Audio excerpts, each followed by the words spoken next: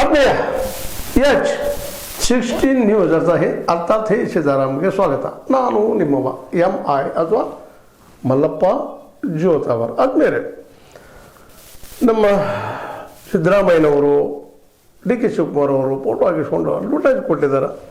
ಸರ್ವರಿಗೂ ಸಮಪಾಲು ಅಂತೆಲ್ಲ. ನಿಜವಾಗಿಯೂ ಇದು ಸಾಧ್ಯ ಆಗ್ಯದನ ಈ ಒಂದು 77 ವರ್ಷಗಳಲ್ಲೇ ಅನ್ನುವಂಥದ್ದು. ಹೌದು, ಗ್ಯಾರಂಟಿ ಕೊಟ್ಟಿದ್ದಾರೆ.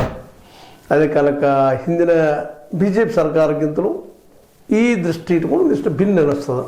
ಅಡ್ಡಿಲ್ಲ, ಹೆಣ್ಮಗಳಿಗೆ ಫ್ರೀ ಬಸ್ ಕೊಡೋದ್ರಿಂದ ಉದ್ಯೋಗಕ್ಕೆ ಹೋಗೋದು ಮಾಡೋದು, ಅದು ಒಬ್ಬ ವ್ಯಾಪಾರಿ ಅಥವಾ ಈ ರೈತಗೆ ತನ್ನ ಬೆಳೆದ ಬೆಳೆಯನ್ನು ಹೋಗಿ ಮಾರ್ಕೊಂಡು ಬರಲಿಕ್ಕೆ ಸಮೀಪದಲ್ಲೇ ಅನುಕೂಲವಾಗಿದಾವೆ. ನಿಶ್ಚಿತನ ಅದರಲ್ಲಿ ಎರಡು ಮಾತಿಲ್ಲ. ಮುಂದೆ ಅದೇ ಕಾಲಕ್ಕೆ ಹೆಣ್ಮಕ್ಳು ಫ್ರೀ ಇರೋದ್ರಿಂದ ಪಾಪ ಒಂದಿಷ್ಟು ಏನೋ ತಂದಿರ್ತಾರೆ, ಮಾರ್ಕೆಟಿಗೆ ಮಾರೋದಕ್ಕೆ ಲಾಭವೂ ಆಗ್ತದೆ, ಒಂದಿಷ್ಟು ಉಳಿತಾಯನೂ ಆಗ್ತದೆ. ಹೀಗಾಗಿ ಒಂದಿಷ್ಟು ಒಳ್ಳೆ ಕೆಲಸವೂ ಆಗಿದಾವೆ. ಆದರೆ ಇದು ಒಂದರಿಂದ ಇವುಗಳಿಂದ ಮತ್ತು ಅದ್ರ ಜೊತೆಗೆ 2,000 ಕೊಡೋದ್ರಿಂದ ಎಲ್ಲರಿಗೂ ಸಮಬಾಳ ಬರ್ತದನ. ಪ್ರತಿ ವರ್ಷ 60-70 ಸಾವಿರ ಕೋಟಿ, 50-60 ಸಾವಿರ ರೂಪಾಯಿ ಕೋಟಿ ರೂಪಾಯಿ ಹಾಕೋದು ಇದು ಎಷ್ಟು ಮಟ್ಟಿಗೆ ಯೋಗ್ಯ ಅನ್ನುವಂಥ ಒಂದು ಪ್ರಶ್ನೆ ಅನ್ನೋದು. ಯಾಕಂದ್ರೆ ಖಜಾನೆ ಮೇಲೆ ಅದು ಹೊಡೆದು ಬಿಡ್ತದ್ರು ವಿರೋಧ ಪಕ್ಷಗಳ ಆರೋಪ ನಿರಂತರವಾಗಿ. ಅದಕ್ಕೆ ಈಗ ಸ್ವತಃ ಅವರು ಈಗ ಮೊದಲನೇದಾಗಿ ಸಿದ್ದರಾಮಯ್ಯ DKC ಮೊದಲು ಕುರ್ಚಿ ಕಾಳಗೆ ಬಿಡಬೇಕಾಗಿದೆ. ಎದ್ದ ತಕ್ಷಣ ನಾಸ್ಯಂ ಅನ್ನುವಂಥದ್ದು ಇನ್ನು ಅವ್ರಿಗೆ ಬಿಟ್ಟಂಥದ್ದು. ಯಾಕಂದರೆ ಒಂದು ಅವಕಾಶ ಸಿಕ್ಕದ ಜೀವನದಲ್ಲಿ ಬೆಸ್ಟ್ ಕಾಂಗ್ರೆಸ್ಗೆ. ಇಲ್ಲೇ ಕರ್ನಾಟಕದಲ್ಲಿ ಹೊಸ ಅರ್ಥನೀತಿ ಅಂತ ತರಲಿಕ್ಕೆ ಸಾಧ್ಯದನ.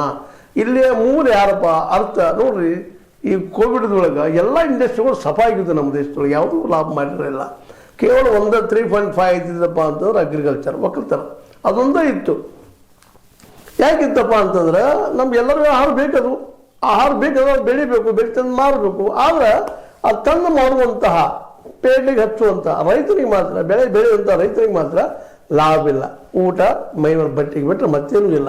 ಯಾಕಂದ್ರೆ ಅವ್ರ ಮಕ್ಕಳು ಹೈಯರ್ ಎಜುಕೇಷನ್ ಕೆಲಸ ಸಾಧ್ಯ ಇಲ್ಲ, ಅವ್ರ ಮಕ್ಕಳಿಗೆ ಇನ್ನಷ್ಟು ಮುಂದೆ ಒಯ್ಯಲಿಕ್ಕೆ ಸಾಧ್ಯ ಇಲ್ಲ. ಕನ್ನಡ ಶಾಲೆಗಳು ಅಲ್ಲಿ ಹಚ್ಚುವಂಥ ಸಾಧ್ಯತೆ ಇಲ್ಲಂತಲ್ಲ ಕೆಲವು ಶಾಲೆಗಳಿಗೆ. ಆದರೆ ಪ್ರೈವೇಟ್ ಸ್ಕೂಲ್ಗಳಿಗೆ ಹಚ್ಚೋದು ಅವ್ರಿಗೆ ಅಸಾಧ್ಯದ ಮಾತಾಗಿತ್ತು. ಯಾಕಂದ್ರೆ ಸಿಕ್ಕಾಪಟ್ಟೆ ಫೀ ಅದು ಕೊಡ್ಲಿಕ್ಕೆ ಸಾಧ್ಯ ಇಲ್ಲ ರೈತಗೆ, ಆ ಲಾಭದ ಬೆಳೆ ಇಲ್ಲ ಒಂದು. ಹೀಗಾಗಿ ಯಾವ ಕ್ಷೇತ್ರದಿಂದ ಅತ್ಯಂತ ಹೆಚ್ಚು ಉದ್ಯೋಗ ಕೊಡುವಂಥದ್ದು ಮತ್ತು ಕೋವಿಡ್ನಿಂದ ಭಯಂಕರ ರೋಗ ಸಮಯದಲ್ಲೂ ಸಹಿತ ಈ ನಮಗೆಲ್ಲರೂ ಅನ್ನ ಹಾಕಿದಂಥದ್ದು ಯಾವುದಪ್ಪ ಅಂತಂದ್ರೆ ಈ ಅಗ್ರಿಕಲ್ಚರ್, ಒಕ್ಕಲ್ತನ. ಆಗ ನಾವು ಒಕ್ಕಲ್ತನಕ್ಕೆ ನಿಜವಾದ ಮಾರ್ಕೆಟಿಗೆ ಕೊಟ್ಟಿಲ್ಲ. ಯಾಕಂದ್ರೆ ಇಲ್ಲಿವರೆಗಿನ ರೈತರ ಆತ್ಮಹತ್ಯೆಗಳು ನೋಡಿದ್ರೆ 2000 ಇಲ್ಲಿವರೆಗೆ ಹೇಳ್ಕೊಂಡಾಗ ಒಂದು 45-50 ಲಕ್ಷ ರೈತರು ಆತ್ಮಹತ್ಯೆ ಮಾಡ್ಕೊಂಡಿದ್ದಾರೆ ಅಂತ ಒಂದು ರಿಪೋರ್ಟ್ಗಳು ಹೇಳ್ತದೆ ರೈತರು. ಯಾಕಂದ್ರೆ ನಮ್ಮಲ್ಲಿಂದ ಈಗ 2011 ಅಂತ ಜನಗಣತನ ಇಲ್ಲ, ನಮ್ಗೆ ಗೊತ್ತು. ಅಂದ್ರೆ ನಮ್ಮ ಕೇಂದ್ರ ಸರ್ಕಾರದಿಂದ ತೆಗಿತಾನೆ ಇಲ್ಲ. ಮೊದಲೇನೋ ನಮ್ಮ ಕಾಂಗ್ರೆಸ್ ಸರ್ಕಾರ ಇದ್ದಾಗ ಆ ಸಂದರ್ಭಕ್ಕೆ ಒಂದಿಷ್ಟೇನೋ ಅಂಕಿಅಂಶ ಪಬ್ಲಿಷ್ ಆಗ್ತಿದ್ದವು, ಪಕ್ಕ ಇರ್ತಿದ್ವು ಇಲ್ಲೋ ಆವಾಗ ಬೇರೆ. ಬಟ್ ಸರ್ಕಾರ ಹೇಳಲಿಕ್ಕೆ ಅಂದ್ರೆ ನಾವು ನಂಬೇಕಾಗ್ತದೆ ಆ ದಿಶೆಯಲ್ಲಿದ್ದು. ಮತ್ತು ಇವ್ರು ಬಂದಮೇಲೆ ಬಂದ್ ಮಾಡಿಬಿಟ್ಟಿದ್ದಾರೆ. ಅವರು ನಮಗೇನೋ ಗೊತ್ತು ಹೋಗೋದ್ರೆ ಎಷ್ಟು ರೈತ ಸತ್ರು, ಏನಾಯ್ತು, ಏನು ಪರಿಸ್ಥಿತಿ ಆಯ್ತು, ನಮ್ಮ ಆರ್ಥಿಕ ಪರಿಸ್ಥಿತಿ ಏನು. ಯಾಕಂದ್ರೆ ಇವ್ರು ಬಂದ ಮೇಲೆ, ಮೋದಿ ಅವ್ರು ಬಂದ ಮೇಲೆ ಅಂತಂದು ಸ್ಪಷ್ಟ ಗೊತ್ತದ.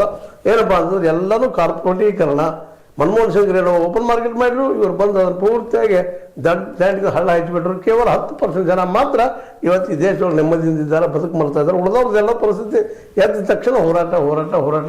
ಬರೀ ಹೊಟ್ಟೆಗಾಗಿ ದುಡಿದು ಮುಂಜಾನೆ ಸಾಯಂಕಾಲ ತನಕ ಹೊಟ್ಟೆ ತುಂಬೋದಿಲ್ಲ. ಅದ್ರ ಜೊತೆ ಸಾಲ ಹಚ್ಚಿಬಿಟ್ಟಿದ್ದಾರೆ ಎಲ್ಲರಿಗೂ.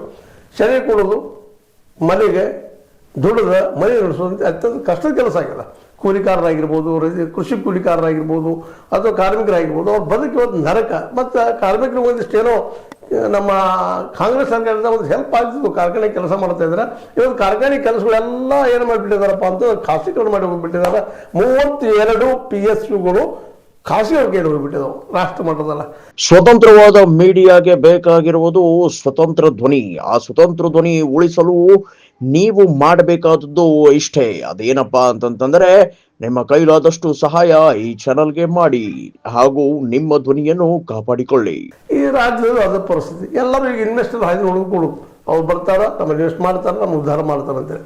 ಯಾರು ಇವತ್ತು ಇನ್ವೆಸ್ಟ್ ಮಾಡುವಂಥವ್ರು ತಮಗೆ ಲಾಭ ಆಗದೆ ಯಾವ ಉದ್ಯೋಗ ಮಾಡಿದ್ರೆ ಇವತ್ತು ಇನ್ವೆಸ್ಟ್ಮೆಂಟ್ ಮಾಡೋರು ಕಡಿಮೆ ಆಗ್ತಾ ಇದ್ದಾರೆ ಪ್ರತಿಯೊಂದು ಕ್ಷೇತ್ರದಲ್ಲಿ.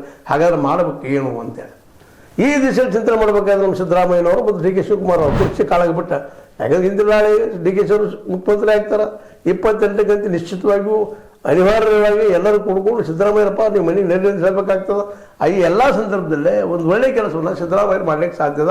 ಅದನ್ನು ನಾನು ಮೇಲಿನಿಂದ ಹೇಳುವಂಥದ್ದು ಏನಪ್ಪ ಅಂದ್ರೆ ರೈತರಿಗೆ ಮಾರ್ಕೆಟ್ ಕೊಡೋದು. ಯಾಕಂದ್ರೆ ಹಳ್ಳಿಗಳಲ್ಲಿ ಹೆಚ್ಚು ಜನ ಇದ್ದಾರೆ ನಮ್ಮವರು, ಎಲ್ಲ ಜಾತಿ ಧರ್ಮ ಎಲ್ಲ ಜನ ಅಲ್ಲಿ ಹಳ್ಳಿಗಳಿದ್ದಾರೆ. ಅವ್ರು ದುಡ್ಕೊಂಡು ತಿನ್ನೋದಕ್ಕೆ ಒಂದು ವ್ಯವಸ್ಥೆ ಮಾಡಿದ್ರಪ್ಪ ಅಂತಂದ್ರೆ, ವ್ಯವಸ್ಥೆ ಅಂದ್ರೆ ಏನೋ ಅದು ದುಡ್ಡು ಹುಟ್ಟಬೇಕಲ್ಲೇ, ಶಕ್ತಿ ಬಿಟ್ಟಲ್ಲ ಪಟ್ನಂತ. ಹಂಗೆ ಪ್ರತಿಯೊಂದು ಗ್ರಾಮಕ್ಕೆ ಒಂದು ಗೋಡೌನ್ ಕಟ್ಟಿಬಿಟ್ಟಿರಪ್ಪ ಅಂತಂದ್ರೆ ಆ ರೈತ ಅದೇ ಏನಾಗ್ತಾನಪ್ಪ, ಶಕ್ತಿ ಆಗ್ತಾನೆ, ವ್ಯಾಪಾರಿಗನ ಆಗ್ತಾನೆ. ಅದಕ್ಕೆ ರೈತನಲ್ಲಿ ಒಂದು ದೊಡ್ಡ ಗುಣ ಇರ್ತದೆ. ಇಲ್ಲಪ್ಪ ಒಂದಿಷ್ಟು ಏನೋ ಉದಾರ ಗುಣ ಇರೋದ್ರಿಂದ ಒಂದಿಷ್ಟು ಕಡಿಮೆ ರೇಟ್ ಮಾಡೋಣ ಅಂತೇಳಿ ತನ್ನ ಲಾಭ ಮಾಡಿಕೊಂಡು ಬೆಳಗ್ಗೆ ಖರ್ಚು ಎಷ್ಟಾಗಿದೆ ಏನೇನು ನೋಡಿಕೊಂಡು ಒಂದು ಮಾರ್ಕೆಟ್ ಕಟ್ತಾನವ. ಅದು ಸ್ವತಃ ಅವ್ರು ದುಡಿದಿರ್ತಾರೆ, ಅವ್ರು ಗಳಿಸ್ತಾರೆ, ಭೂಮಿ ಬೆಲೆ ಎಲ್ಲ ತಕ್ಕೊಂಡು ಮಾಡ್ತಾರೆ. ಅದ್ಮೇಲೆ ವ್ಯಾಪಾರಿ ತನಗೆ ಲಾಭ ಇದೆ ಮಾಡ್ತಾ ಹೋಗ್ತಾನೆ. ಇಲ್ಲ ಬೇರೆದವ್ರು ನಮಗೆ ಬೇಡಪ್ಪ ಇವಾಗ ತುಟ್ಟಿ ಆಗ್ತದೆ ಅಂತ ಅವ್ರು ಸ್ವತಃ ಹಳ್ಳಿಗಳಿಗೆ ಬಂದ ವ್ಯಾಪಾರ ಮಾಡ್ಕೊಂಡು ಹೋಗ್ತಾರೆ ತಮ್ಗೆ ಬೇಕಾದಂಥದ್ದು. ಇದರಿಂದ 2-3 ರೀತಿ ಇಲ್ಲ. ಒಂದು ರೈತಗೆ ಸಾರಿಗೆ ಉಳಿತದ, ಎರಡನೇದಾಗೆ ಬೇಕಾಬಿಟ್ಟು ಹೇಳಿಕೆ ಬೆಲೆ ಕಟ್ಲಿಕ್ಕೆ ಅವಾಗೂ ಸಾಧ್ಯ ಇಲ್ಲ. ಯಾಕೆ ಅವಾಗ ಸ್ವತಃ ಗೊತ್ತಿರ್ತದೆ ಬರ್ತಾನೆ ಅಂದ್ರೆ ಏನು ಅನ್ನೋಂಥದ್ದು ಬೇಡ. ತಪ್ಪಿದ್ರು ಸಹಿತ ಕೊಳ್ಳುವವ್ರಿಗೆ ಗೊತ್ತಾಗ್ತದೆ, ಎಲ್ಲ ಹಳ್ಳಿಗಳ ಮೇಲೆ ಕಂಟ್ರೋಲ್ ಮಾಡೋಕ್ಕೆ ಸಾಧ್ಯ ಇಲ್ಲ. ಹೀಗಾಗಿ ಹಳ್ಳಿಯ ರೈತರಿಗೆ ಮಾರ್ಕೆಟ್ ಇರೋದ್ರೆ ಒಂದು ಹೆಚ್ಚು ಹಾಕಿದ್ರು ಸಹಿತ ಅದು ಇನ್ನೊಂದು ಕಡೆ ವ್ಯಾಪಾರ ಇದ್ದಂಥವ್ರು ತಮ್ಮದು ಲಾಭ, ತಮ್ಮ GST ಮತ್ತು ಅದಾವ ನಮ್ಮಲ್ಲಿ ಟ್ಯಾಕ್ಸದ್ದು ಅವ್ರು ಹಾಕಿ ಮಾರೋ ತುಟ್ಟಿ ಆಗ್ಬೋದು. ಬಟ್ ಹಣ ತಿರುಗಲಿಕ್ಕತ್ತದ. ರೈತನ ದುಡ್ಡು ಅದು ಎಲ್ಲಿ ಹೇಳೋದು ನಾವು ರೈತ ದುಡ್ಡು ಇಲ್ಲೇ ಖರ್ಚು ಮಾಡಬೇಕು. ಅವರು ಏನಪ್ಪ ಬಿಡು ಲಂಡನ್ಗೆ ಹೋಗ್ತಾರೆ, ವಿಮಾನದಲ್ಲಿ ಹಾರೋಷ್ಟು ದುಡ್ಡು ಅಂತ ಕೊಡುವುದಿಲ್ಲ. ಇವತ್ತು ನೋಡ್ರಿ ಸಾಮಾನ್ಯ ವ್ಯಾಪಾರಿ ಆರಾಮ್ ವಿಮಾನದಲ್ಲಿ ಅಡ್ಡಾಡಿ ಬರ್ತಾ ಇರ್ತಾರೆ, ವರ್ಷಕ್ಕೆ 1 ಲಕ್ಷ ಗಂಟೆ ಕೋಟಿ ಗಳಿಸ್ತಾ ಇರ್ತಾರೆ. ಯಾವ ರೈತ ಇವತ್ತು ಲಕ್ಷ ಗಂಟೆ ಭೂಮಿ ಇಟ್ಕೊಂಡು ಎಷ್ಟು ಗಳಿಸ್ತಾರೆ? 2,000 ಗಳಿಸ್ತಾನೆ ಅನ್ನೋದನ್ನು ನಾವು ಗಮನಿಸ್ಬೇಕಾಗಿದೆ. ಒಂದು ಟನ್ಗೆ ಕಬ್ಬಿಗೆ 3,300 ಕೊಡ್ಬೇಕಾದ್ರೆ ಇದೆಲ್ಲ ಕುರಿ ಬಿದ್ದು ಅದು ಆ ಕಬ್ಬು ತೊಗೊಳ್ಳೋಂಥ ಕಾರ್ಖಾನೆ ಮಾಲಕ, ಅದು ಸಕ್ಕರೆ ಕಾರ್ಖಾನೆ ಮಾಲಕ ವಿಮಾನದಲ್ಲಿ ಅಡ್ಡಾಡ್ಬೋದು, ಲಕ್ಸುರಿಯಸ್ ಲೈಫನ್ನು ಮಾಡ್ಬೋದು. ಅದರೊಳಗೆ ಕಚ್ಚಾ ವಸ್ತುಗಳು ಕಬ್ಬ ಪಾಪಿವ ಅವು ಬೆಳೆಯುವ ಅವ್ರು ತೆಗೆಯುವ ಕಬ್ಬಿನ ಮಳ್ಳಿಯಿಂದ ಸಾರಾಯಿ ಕೊಡೋದು, ಮತ್ತು ಸಾರಾಯಿಗೆ ರೊಕ್ಕನೂ ಕೊಡಬೇಕು, ಜೊತೆಗೆ ಇವನು ಹಾಳಾಗಬೇಕು, ರೇಟು ಬರುವಾಗಿಲ್ಲ. ಈ ಪರಿಸ್ಥಿತಿ ಅದ. ಇಂಥ ಪ್ರಸಂಗದಲ್ಲೇ ಎಲ್ಲ ಬೆಳೆಗಳಿಗೂ ಬೆಲೆ ಸಿಗಬೇಕಾಗಿತ್ತಂದ್ರೆ ಆ ರೈತಗೆ ಗೋಡೌನ್ ಬೇಕಾಗ್ಯದ. APMC ಸಹಿತ ಅಲ್ಲೂ ಏನಪ್ಪ ದಲ್ಲಾಳಿಗಳ ದಾಳಿಗಳಿದ್ದೇ ಇರ್ತದೆ. ಅವ್ರು ಯಾರಿಗೆ ಬೇಕು ಬಂದು ಹಳ್ಳಿಗೆ ಬಂದು ಕೊಂಡ್ಕೊಂಡು ಹೋಗ್ತಾರೆ. ರೋಡ್ಗಳು ಎಲ್ಲ ಕಡೆ ಆಗಿದ್ದಾವೆ. 40% ವ್ಯವಹಾರಗಳಿಂದಾಗೆ ಎಲ್ಲ ಶಾಸಕರಾಗಲಿ ಯಾರೂ ಆಗಲಿ ಮೊದಲು ರೋಡ್ಸು ಮತ್ತೆಂತ ಮಾಡಿಸ್ತಾ ಇದ್ದಾರೆ ಇವತ್ತು. ಹೀಗಾಗಿ ಹಳ್ಳಿಗಳಿಗೆ ಅನುಕೂಲ ಆಗ್ತದೆ. ಮತ್ತು ಹೀಗಾಗಿ ವ್ಯಾಪಾರಿ ಬಂದು ಕೊಂಡ್ಕೊಂಡು ಹೋಗ್ತಾನೆ, ಮಾರಾಟ ಮಾಡ್ಕೊಳ್ತಾನೆ, ಅವನಿಗೂ ಲಾಭ ಆಗ್ತದೆ, ಎಲ್ಲರಿಗೂ ಲಾಭ ಆಗ್ತದೆ. ಈ ಎಲ್ಲ ದಿಶೆಯಲ್ಲಿ ಇವತ್ತು ನಮ್ಮ ಸಿದ್ದರಾಮಯ್ಯವರು ವಿಚಾರ ಮಾಡಬೇಕಾಗ್ಯದ.